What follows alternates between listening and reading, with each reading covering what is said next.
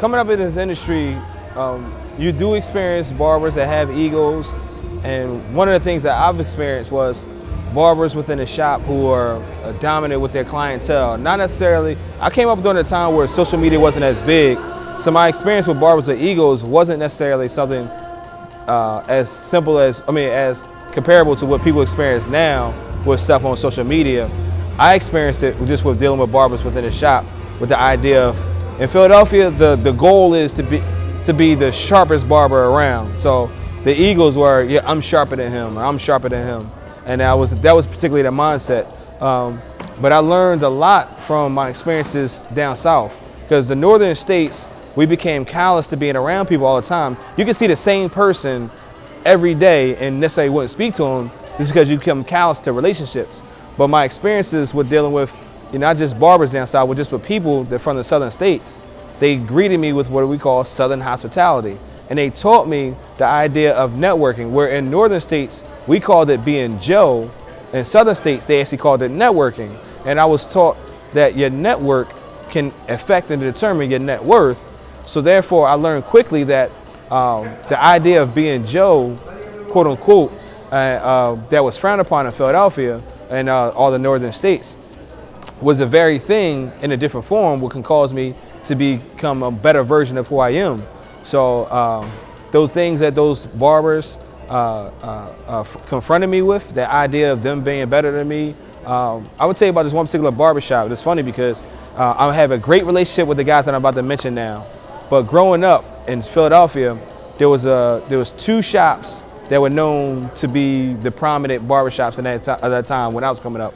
One was called the Philadelphia Hair Company, and the other one was called a barbershop called Big Heads. And ironically, we're talking about barbers with egos. But these guys individually, once I got a chance to know them, ended up being really great guys.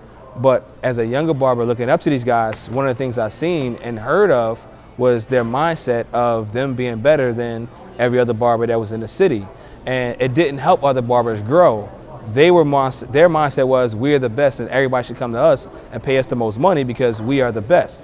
Hence the idea of big heads. They would even take pictures of and have graphically enhanced images of they're having small bodies but with big heads because of that being a mentality.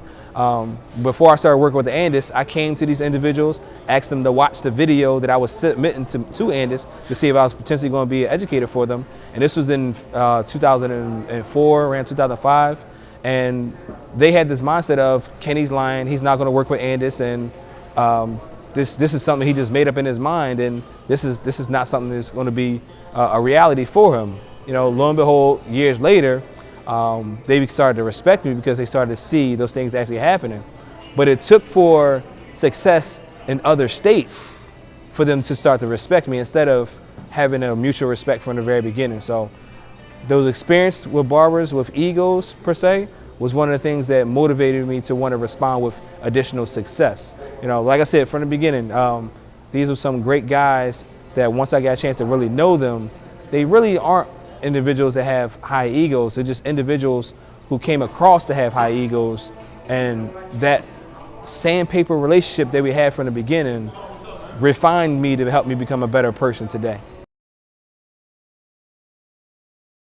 A lot of individuals in Philadelphia have the mentality that they are great already. And whenever you're in a position of feeling as though you are great, it limits your opportunity to grow. But when I actually ascribed and assimilated to the Southern hospitality model early on in my barbering career, I was able to easily define many different mentors to help stretch my repertoire and cause me to continue to grow beyond the skill set that was developed just in Philadelphia. And the limitations that I seen while I was growing that they had was they became great at one thing. Philadelphia is known for short, textured, African-American haircuts. In other states, they call us the king of the brush cuts and king of the beards and king of the outlining. But when it comes to all other aspects of haircutting, they don't respect Philadelphia as being great at those very things. But it just so happens that I, as a barber from Philadelphia, now go across the country teaching Southern barbers how to fade better.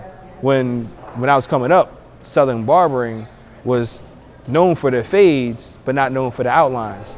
So now things are changing because social media is shrinking the world. I grew as well as many other people that I know have grown, and the barbers that have had egos weren't able to go as rapid or at the same pace because of them limiting themselves, because they had their mindset of, I've attained, I've arrived, I don't need no additional help. I'm cool, I got clientele, that's all that I need at this moment. But now when they see barbering growing so rapidly, they're not fit for all the different opportunities that have evolved and opened up for barbers that have kept themselves open to be stretched for additional opportunities.